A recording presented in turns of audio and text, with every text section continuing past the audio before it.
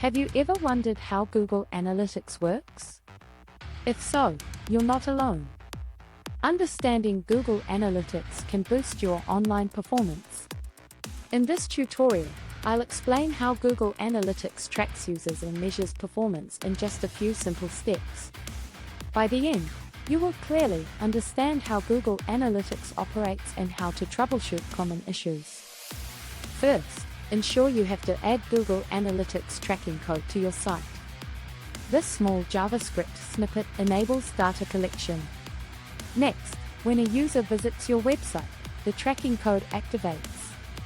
It collects user data like device type, location, and traffic source.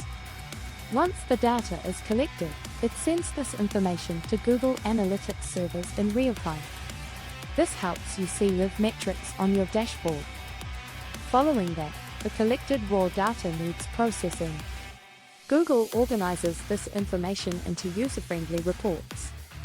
Finally, you can access various reports in Google Analytics. This is where you analyze user behavior and measure your marketing performance. If you're experiencing issues, here are some common problems.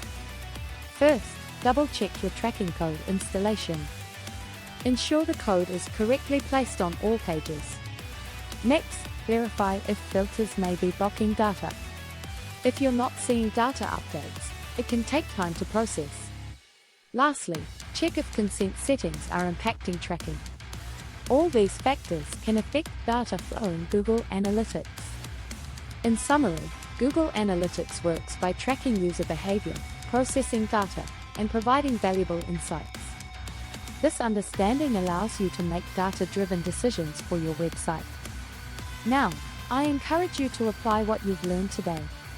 Explore Google Analytics, dive into your reports, and leverage the insights for your business growth.